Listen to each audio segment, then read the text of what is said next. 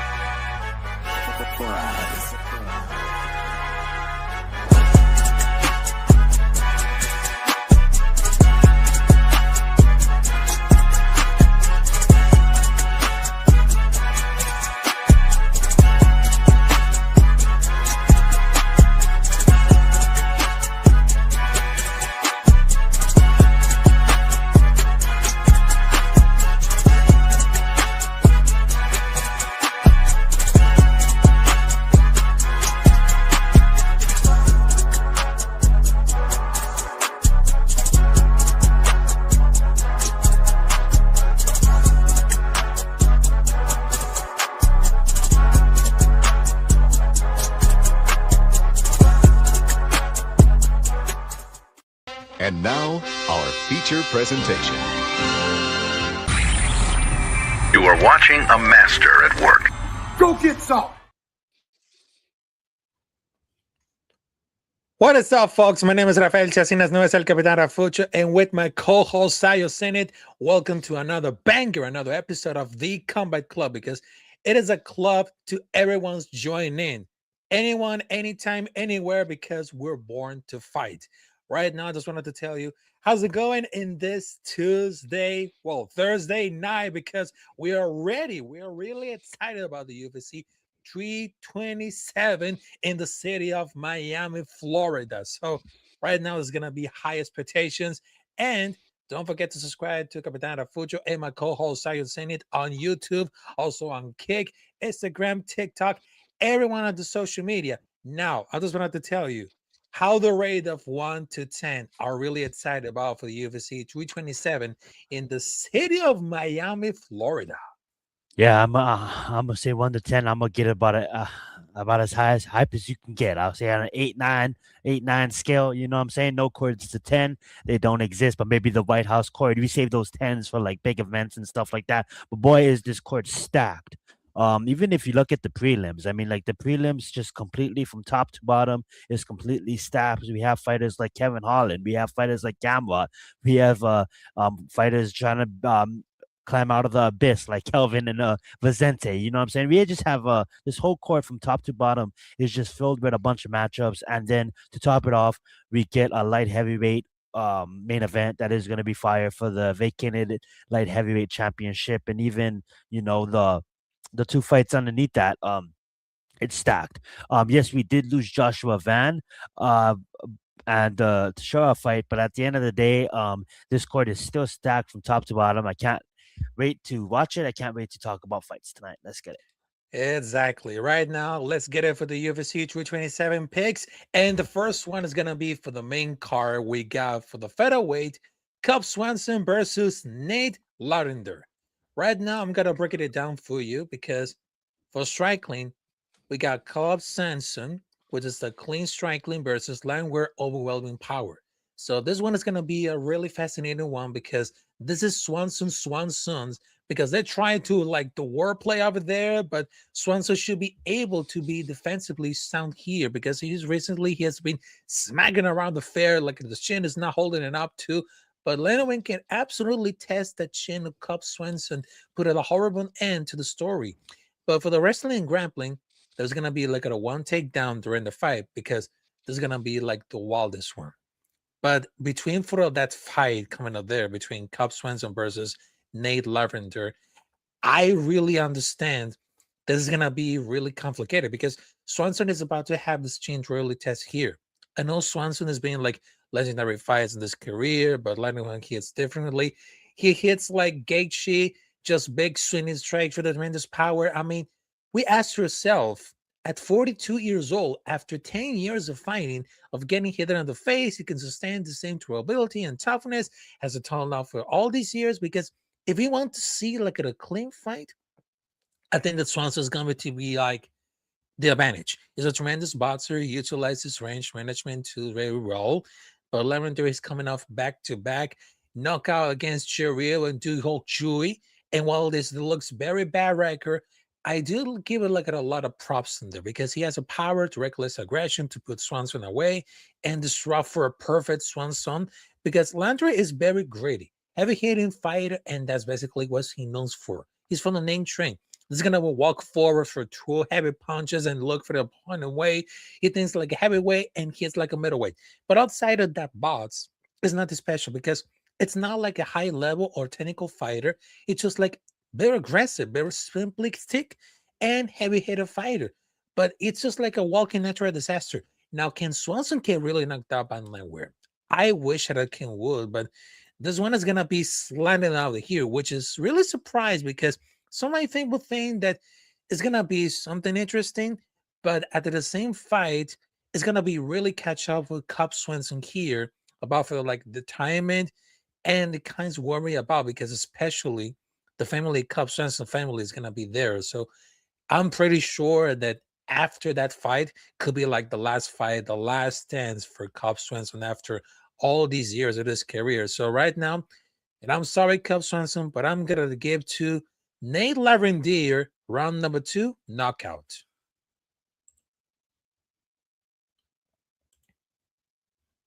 Oh, your mic is up. Thank you, sir. Yeah, wow. I wasn't expecting that one out of you. I thought you was gonna take Cub.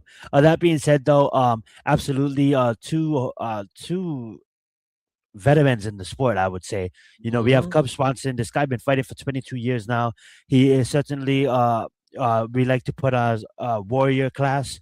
You know what I'm saying? When you look at him, when you look back at his career, being that this is a retirement fight, you're gonna see like a Donald Cerrone type of fighter, a Dustin Poirier type of fighter.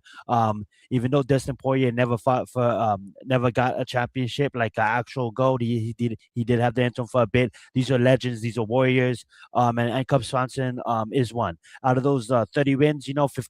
15 of them being in the UFC. This is the guy that came over from the WEC when the UFC bought them out. That being said, though, Nate, veteran of the sport, really talented, but really his chin is just gave out already. He doesn't really have the amount of abilities to take punches as he was in the past. It's going to be a super exciting fight, but I see Cub Swanson going up on top, hurting ending up on top. I'm sorry, hurting Nate. and getting the victory with that. I think second round is gonna be what I would say too, but I'm gonna do the total opposite. I'm gonna have him instead of Nate knocking him out. I'm gonna have him hurting Nate on the feet and then finishing Nate on the ground. So I'm gonna say Cub Swanson by submission. He does have 5 in his career, and what a way to go out. Nate's really chinny, and I see him hurting Nate and putting him out and in a submission. Bold take, I know, but let's make it happen, Club. Go out on top. Let's have a fairy tale Wow, this ending. is gonna be wow, this is really interesting. All right, so the next fight that I'm gonna break it down for now because this one is gonna be really interesting because it's for the light heavyweight bout between Dominic Reyes versus the dancing machine, Johnny Walker. Now, this one is gonna be really interesting because Dominic Reyes is more like a clean striker than Johnny Walker. But the chin betrays from time to time, and Johnny Walker, on the other hand, is just like a wild card. Whatever he fights, no one knows what's gonna do until he does it. Because therefore, the chin also betrays you. I mean, both chins are very fragile. Both strikers hit hard, but we're gonna see someone's getting really knocked out. But for the wrestling and grappling, I really doubt we're gonna see like a takedown there. If we do, it would come out if Regis is get really hurt. Because to be honest, right now, Dominic Reyes is coming out for a tough KO loss against Carlos Ulber. And that's very understandable. How fluid and quick Ulber, that pull counter was, well, definitely gorgeous, and has always had a big discussion coming up there where the fighters are able to fall instantly because, well, remember how competitive he was against John Jones in 2020, but his man is like disappointed. His train wins against Shukovi, Smith, Krylov do look nice on the record, but Regis, I know he's a decent striker, but he's not that really fantastic by any means, but he had the power and the speed at the light heavyweight rank to prove dangerous to everyone because the main thing we're all likely to talk about like how they had the grace concerns because I just wanted to expect to use his footwork a lot. He's like an emotion heavy fighter. He likes to stick in a mood to give me like much cleaner from a later fighter for the two. But Walker is coming off an impressive win over Shank last year, which he created like a big upset and showcased how poor the fighter Sean really is. And that's what the fight was, because it was like a Russian about to push like a new star coming out of the spotlight. And Walker shut that down real quick, just like fast. And Walker still like the same Walker, all he's still funky on the feet. His chin is made off of fun the players, but he has no show up any change in the style because Walker is much longer than Reyes, which is really weird. Much taller if include heavyweight fighters, and he's still like the tallest fighters. Now, this is gonna be like a really hard, but pretty much easy to predict because it seems like we're seeing like a fight between two dangerous strikers whose chins are really atrocious. So I'm thinking there's gonna be like an easy pick or hard pick, which is gonna be more complicated. But I'm leaning more on Regis because I thought it's gonna be like the better competition. But I understand it's the light heavyweight, is the light heavyweight division, so everyone is down away. So I'm gonna choose Dominic Regis, round number 2, knockout. That's very simple. I love it. I love it that you're choosing Reyes because I'm gonna have to go at Walker. Both is entertaining fighters, but both are chinny at this point. You've seen just Reyes Mhm. get knocked out from Urberg, and I get it. That's different level of striking than Johnny Walker. But I just think that Johnny Walker utilizes his size in this matchup. I think he's really motivated from the Paramount deal to get that finish. Hopefully he doesn't put himself in harm's way, but he probably will. And if he does put in harm's way, then Rafael's prediction will come through. Dominic Reyes will take his head off. This is a guy before he just got knocked out from Urberg, was on a 3-fight win streak from stoppages himself.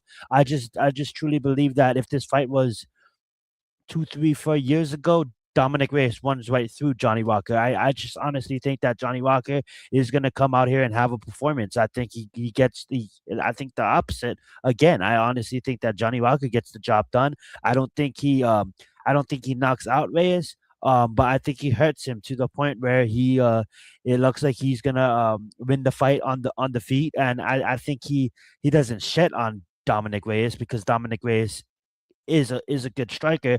I just think that he has the better exchanges and he comes out the Exactly. victor in a split decision. So I'm gonna say Johnny Walker. That's very great right now. That's very great. All right, so right now we see the comments right now. So salute to Alpha Caserator. What's up, Rafa? And Absolutely. of course, we got Daniel Berry, What's up, Sports Daniel? Highlights. Salute everybody else. Let's And get I it. just wanted to tell you between for like the pits coming up there, and this one is gonna be really interesting because the next one is gonna be like the heavyweight fighters. Because the next fight that I'm gonna to predict now, this is gonna be really interesting coming out there. We got Curtis Blaze versus Josh Hawkett. Now, to be fair right now, because for the striking, I think it's gonna be like 50-50 in terms of the both fighters. But Hawkett has such a like FU power and speed that could have Blaze some trouble. But Blaze has a huge reach advantage. And if he can really stay at the jab range and let Josh Hawkett overthrow a little bit higher, then Blaze could capitalize on that. On wrestling and grappling, I mean, to be honest right now, both are good wrestlers, tremendously good, because they're college high level professionals. Just imagine like all about for the wrestlers, but I think it's gonna be like smidge better with Blaze, but it's gonna be like a fascinating clash here. But it seems like between for that fight, Blaze is coming out for the flesh play decision over like other fighter because everybody thought that just a few months ago because I feel like the fight against Cunha was like late last year. Now may like now the time to go because it's coming out for a split decision against Cunha and it was like disappoint, but now he's gonna get wrestling doing, but it kind of looked very bad for more that he can chew about it. But now he's fighting against Huckett, which is like a can crushing fighter who might bid an offer like he can chew like at the front of the mic. But Blaze is still like an intelligence to wrestle that fight, but he should do like nothing. But he needs to show out what real mixed martial arts wrestling looks like. He needs to push like a pace coming up there because they show like the better and tenacity and toughness because his chin is always like very iffy. If Josh Hockett lands it over the night round, they could be like at a game over. But it's still kind of a place to have fought everybody on the heavyweight division, champions, contenders, trucks, trains. He facing all the disparities of the government pulling off. And we sure we're gonna witness like another one, which is exactly like a veteran versus rookie because I know that Josh Hockett, and I had the opportunity to interview him because it's like more than Ken Crusher. But I think like more that this is gonna be like the winner, but he has an extensive background in college wrestling. He was a fullback in San Francisco 49ers. He has more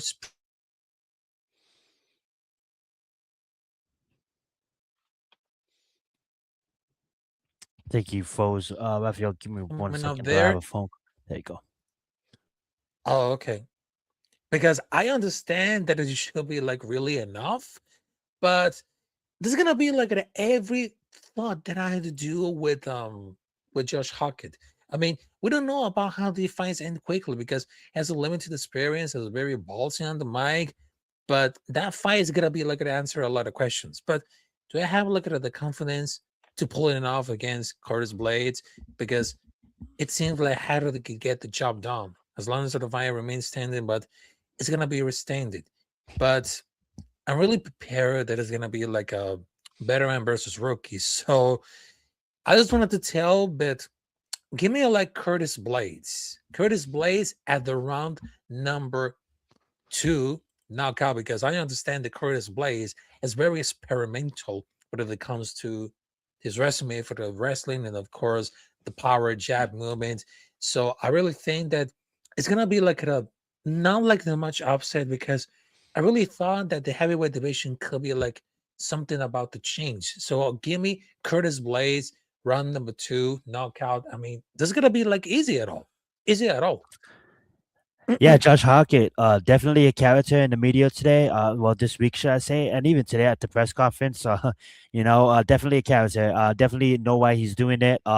Looking at his Oh, resume so far, 8-0. But I think this is a big step up in competition. Bigger than I mean, like I could be wrong. He could go out there and knock Curtis Blades out, but I have to lean on Curtis Blades here. Like Raphael said, this is the big a big fight to use his IQ, to use his experience. If you look at strength of schedule, there's very few other schedules in the heavyweight division that can match up with Curtis Blades. This guy's fought from the who's who against division in his division, and with Josh, I just think it's too fast, too fast.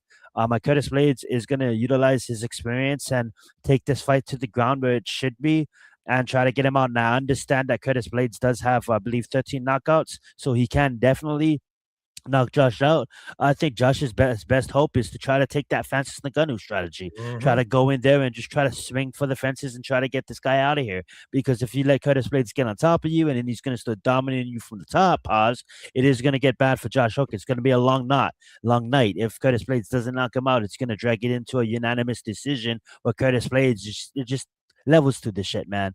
And this fight could clearly be a fight where Curtis Blades just fucks this guy up for straight 15 minutes. Not saying that Josh Hockett ain't good, just saying that I believe this might be a little bit too much, too fast.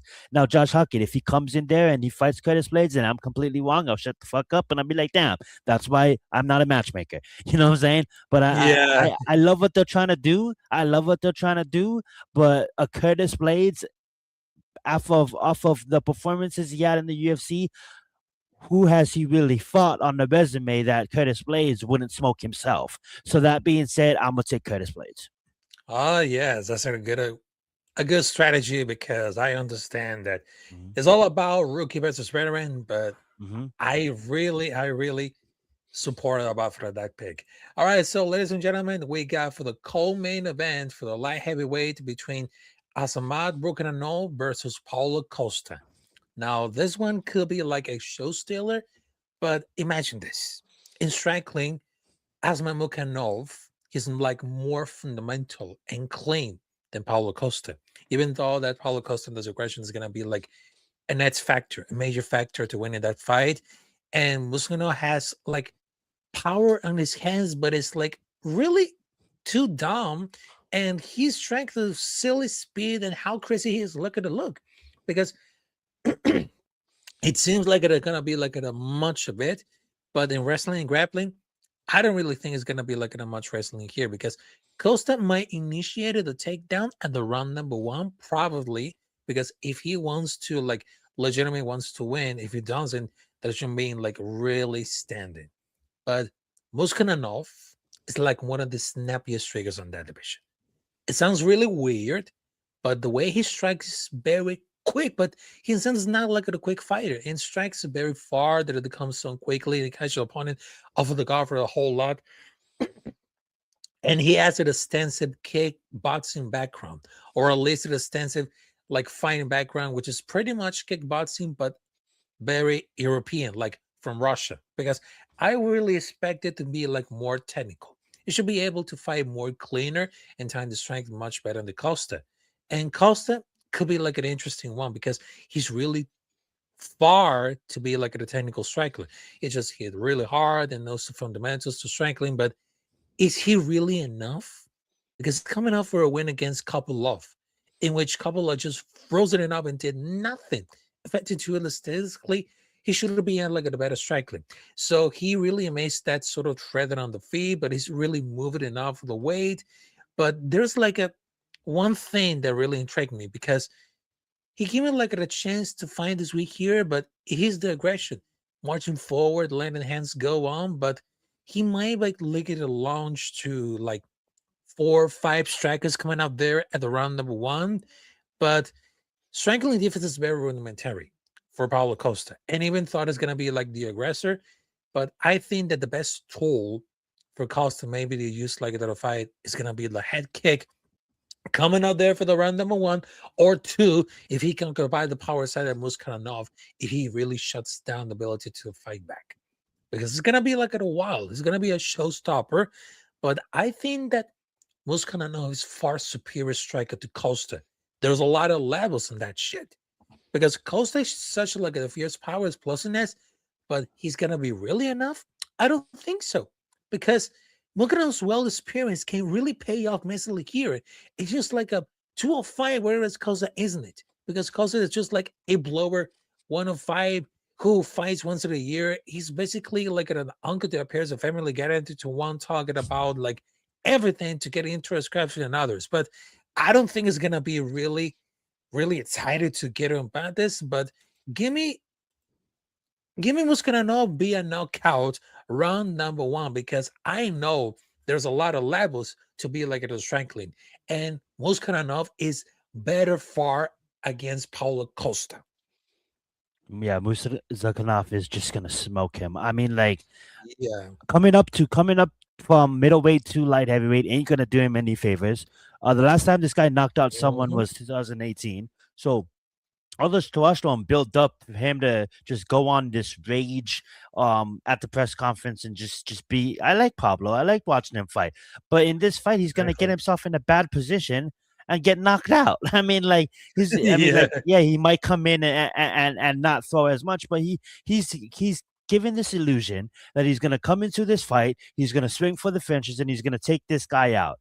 And even if he doesn't come in swinging for the fences and he fights calmly and collective, Moskanov is going to pick this motherfucker apart. I mean, like, this is the UFC matchmaking saying, hey, guys, we need a big name for his resume. Let's fucking feed him Pablo Costa. Hey, Pablo, you want to come up to light heavyweight? Guess what? Here's a 16-0 guy. You want to get a title shot? I I get why they did this, but let's be real, man.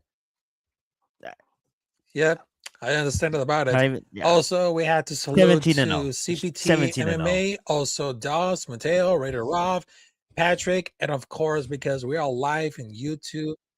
Let's get it. Okay, 17 and 0. Okay. 17 and 0.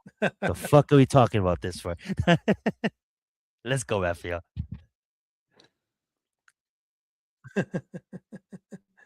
I know, because I know the connection could be like Oh, you get something you. like, I don't know, could it be like a really realistic right now? But all right, so ladies and gentlemen, I know that sometimes the internet could be like freezing it off there, but right now we got the main event coming up there to break it down for you, because it is time for the light heavyweight championship bout. And to be honest, right now, it's gonna be really excited. So hit him up, Bruce Buffer.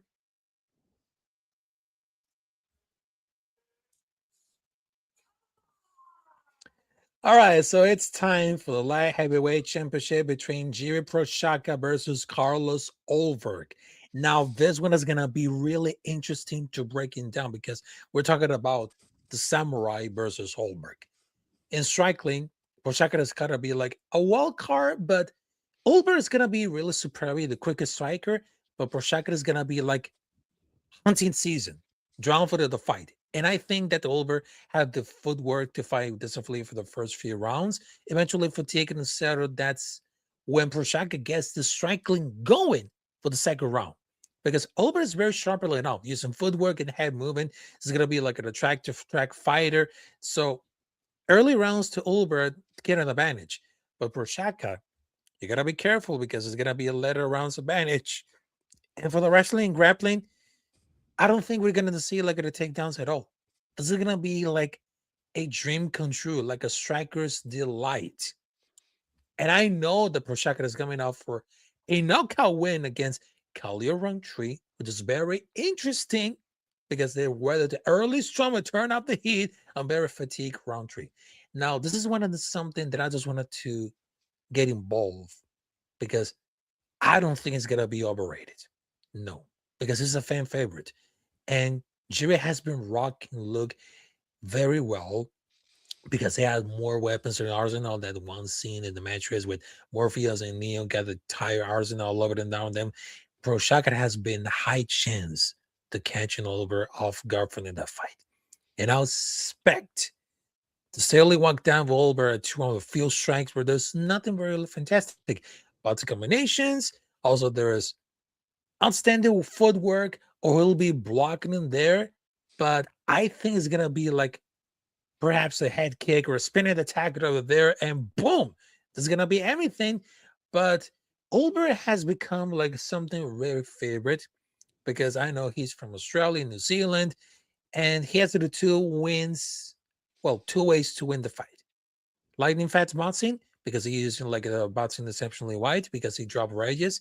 Train like a pull counter, he's reaching a range, but that stands because he's know about from Muay Thai, and the footwork is not like very non-consistent. Perhaps is very special in that footwork and the distance management, the delivery system from the boxing, and we're gonna to see like a to miss it out to the perfect counter. So this is gonna be like a finding that finish in those later ones, because I know Jir Prochazka could be really dangerous, could be really quiet. He's just like a samurai, and he knows about for the game plan when it comes to the late rounds. Because I know the defense coming up there in that case. And that fight is gonna be really awesome. This one's for the fans, for the division, the legacy for both fighters. We're gonna see like a fireworks coming up there. Eventually, someone to get the belt. But it's gonna be like at a 50-50, because both fighters are very good on the feet. They have their own knives, they have their own styles, and both fighters are very brilliant on the feet. But Prochazka is like more incredible and more dangerous than Olber. So I know there's gonna be like a love it for the fight coming up there, because they're not gonna sleep in anything. But give me Jiri Prochazka round number 2 knockout, because I will expect it a lot of things more as a striker, because I understand he's a samurai, but he really understands about for that combination coming up there over for the last rounds. Could be really expected. Yeah, well said, well said. You guys know how I feel about Max Holloway, Joshua Van, Michael Morales, Shakoat. I'm a Yeah. huge Yui fan, man. I absolutely love Yui. Seen some of his fights in Ryzen, seen all of his fights in the UFC. Definitely one of my favorite fighters to watch. Gonna try to be unbiased here. Looking at Carlos, definitely a contender. Love the gym he's training out at City Kickboxing. Definitely watched majority of his fights in the UFC.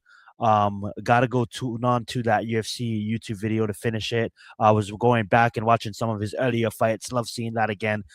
Definitely puts himself in a lot of good angles. Never really wastes any energy. Sneaks up on you in that power. Definitely fighting for the championship for a reason. Definitely he's gonna probably be a champion one day. Just not now. He could clip Yui. Yui likes to put himself in bad positions. Hey, we could see it. But there's a difference between Alex and Carlos right now. And Alex is going for a three time belt here, and that's the only person that beat Yuri in the UFC twice. So that being said, I think Yuri really learned from those fights. To see him come out and do what he did to Hill, to see him rally against Roundtree, um, to see his length of his career went from this guy that is just super awkward, that dances, that just drops his hands, that does all this weird shit, to still doing all the weird shit, but more knowledgeable, higher IQ, gets his hands up a bit, and that's what he's gonna have to do against a killer like this guy. Don't take this guy lightly. When he pressures fighters, he usually wins, and that's what he did against Roundtree his last fight. The only scary thing about it is Yuri takes hits, and he gets hit a lot. And all it takes is one from Erberg to put his lights out. Kind of what we've seen in Alex fights twice. So hopefully he goes into focus, which I know he built this whole week leading up to his fight. He's been really at a good place mentally. Um, Even seeing him, I watched Aiden Ross's stream the other day, apparently, for some reason. Nothing against Aiden. I usually never really watch streams, you know what I'm saying? Like a full stream. Him and Orman was on there playing basketball with the boys. So I'm like, yo, what the hell? So that was cool to see them do that. Just kind of get out of his comfort zone, and Aiden Ross complaining about how sweaty it was. It was really fun to see. But even the fact that when the UFC calls him, right, this guy gets lost in the mountain, goes on into focus mode, talks to spiritual, whoever he talks to up in the mountains, and comes back and lets them know if he's going to accept the fight. And I think this is the champion right here, guys. We're looking at the champion. I won't be surprised if on Saturday night Carlos ends up champion, but I think he's locked in. I think after losing that belt, which he never lost, he actually was a good sportsmanship, and he actually vacated the title when he was injured. A lot of these motherfuckers just hold on to the title, waiting for the UFC to do something, and UFC doesn't. But Yuri definitely. I think he's more talented, man. I think this just like it's not too much too fast, but Exactly. I just think Yuri is just a different level right now. And Carlos is a good fighter, so don't want to take anything away from him. And I know a lot of people's picking him, but I'm gonna go with my dog Puhaska, one of my favorite fighters to watch. I don't talk about him as much as I could, but now that he's fighting this week, I'm super excited to watch him and definitely see what he has in store next. Maybe him versus Mr. 17 and 0, because I'm not gonna try to pronounce his name, but maybe him versus Mr. 17 and 0 after Mr. 17 and 0 gets rid of Pablo and moves up to get 17 and 0. With that being said, I think Asmat and Yuri's next. Don't want to look past Carlos or Acosta. With that being said, Yeah. it's gonna be a fun fight, a night of fights. Sorry, English has left the chat. That being said, I'm really devastated. I thought we was gonna have two of my favorite fighters with Joshua Van and Yuri on the same court, but still kind of hurt from that one. But I know that the UFC is gonna make it up to us, and Joshua Van and will get his title defense Oh here yes. soon. And that being said, though, another fight that we need to talk about before we get out of here is the card main prelim fight in Pitbull versus Aaron Pico. These are two guys coming in from different organizations. Well, came in. They've already been fighting in the UFC for a while now. Came in from different organizations, and doing their thing. Obviously, Pitbull's on his way out, and Pico, I think, is gonna dust him. But I didn't want to talk about it because I think that's a cool matchup that they put Pitbull versus Pico. I didn't see that one come in. I think this is a good matchup. I think I think Pitbull can definitely land, but I just think Pico is the far superior fighter as far as this point. Losing to Murphy, but Murphy's one of the best fighter in the division. You know what I'm saying? Don't let that Mozor. Who's beating that guy? You know what I'm saying? Who the fuck? That guy's gonna be champion. Who the fuck is gonna beat that guy? You know what I'm saying? So that being said, though, definitely Pico is gonna be a if for a while. You know what I'm saying? He has. Oh, how old is Pico now? Is he like 30, 35? Is he getting up there? He's Oh yeah, yeah, 29. yeah. It's He's fucking 29. Oh, 29. dude, Pico's gonna be in the division for Pitbull's gonna get dust by this guy. Aaron Pico, first Wow. round knockout. First round Yeah, knockout. Aaron and Pico. Mark my fucking words. Go right ahead, yes. Rafael. Yeah, and talking about Patricia Pitbull versus Aaron Pico. Now, to be really honest, right now, this is gonna be like a typical battle between Bellator versus PFL fight. I mean, for striking, I mean, Pitbull's punch power should be like on display right here. I mean, it's like the shorter fighter that allows here like a more freedom to overland attacks. He might be like the Chino Pico and wants to rob Pico hopes to get in a win for the UFC, but I think Pitbull is more like the fact to striking, and Pico's wrestling is very monstrous. Because what about to say that grappling could counter, but I think Pico's very highly capable to get into the fighter to the ground, and we're gonna to see like how the weekend is gonna be. He doesn't eat a punch, get it sense to the ground, but it seemed like I know that Pico's coming out for a knockout loss against Murphy. He ate like a disgusting spinning elbow attack or a spinning back fist, but he's a top tier wrestler. He's well trained at any elite level at college wrestling. He has a college to show for it. And hopefully, is going to be out wrestling Pitbull. I mean, Pitbull is not a proper wrestling athlete because he trolls out with a submission that comes to return. No, it's not going to happen because they have something to get it into the force. So it's gonna be expected like a lot of scrambles on the ground, but I would expect that Aaron Pico used the top pressure just to start to post the arms of people. I mean, come on now. I mean, Patricia Pitbull is not a real wrestler. Aaron Pico does because he has a resume at college wrestling when he was a kid and he was young. I mean, Pitbull's not really young anymore. I mean, the edge gap gives like the slight advantage of speed and ability, but Pico is like more aggressive instead of Pitbull because Pitbull is like more to strike lane, but you can't even take down to the back foot, and it's like more dangerous striker. But Pico has to take a lot of advantage in wrestling. You're absolutely right on that one. Anything else you want to talk about before we end it? I'm pretty much good, but want to pass the mic over to you, my friend. Should be an exciting night of fights. You know, got Kevin Holland versus Randy Brown. That's gonna be another good one. Um, I just looking at this Calvin Oh versus yes. Luke, and then I'm just like, okay, um, but yeah, it should be a fun night of fights. Yeah, this should be like a lot of fights. And of course, the last one we're gonna break it down is well, Kevin Holland versus Randy Brown. But I gotta tell you for this right now, Holland's wrestling and Brazilian Jiu Jitsu is way more decent. It is fought like they've been bowling on the ground, but it's like under-respected part of the game. So I think it's gonna be really mixed it up here. And for Strangling, he's probably the more trickier because we're gonna see like a little bit more of the feet and much like kicks and the put in like a class in Holland Flair, but also sometimes he just fight like I don't know, but he doesn't have the time around because it's like a very quiet, talented Alba Rice. Because I understand there's gonna be something more interesting, but they have aspirations coming up there. But I know he can strike extremely very well, but he also do look at the fun stuff out of the ground. But Brown is coming off for a brutal knockout against Buffham. That's what I like 6 months ago, so he recovered about that now. But he's a well-placed striker to similar to a knockdown for a knee for Buffham because Brown is very family this in the fighter, but he's not like an output striker who he throws and I think it's going to be illegal, not to eye poke something, but that swings of the fight into a round favorite.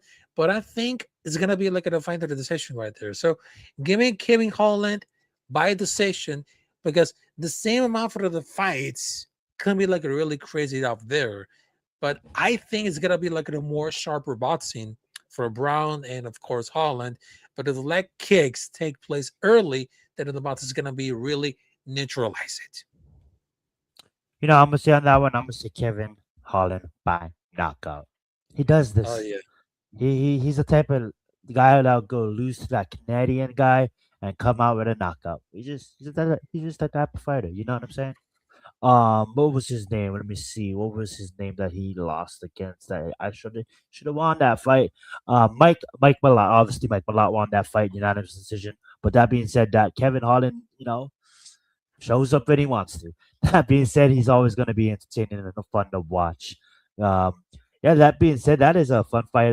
Fight. We got that Medeiros kid fighting too against Padilla, Chris, that guy. Yeah, should be a fun night of fights. See what happens. Yeah, let's see what happens right now. All right, so ladies and gentlemen, that's it for our episode of tonight at the Combat Club with Capitán Rafucho and of course my co-host Zion Zenith. Make sure to subscribe to Capitán Rafucho and Zion Zenith on YouTube. Also, you can follow us on Kick, Twitch, Instagram, anything about for the social media right now. But I just wanted to tell you, salute to everybody else on the chat. So thank you very much. Thanks for much love and respect coming up there. Thank you. And of course, UFC 327 is going to be really, really incredible because we've been seeing like a really at all, but this time is going to be really different at all. So thank you very much. Hope you see you there next time in another episode of the Combat Club because it is a club when everyone can fight anyone, anytime, anywhere. So thank you very much. I hope to see you there at the next episode. Salute to y'all and let's get it.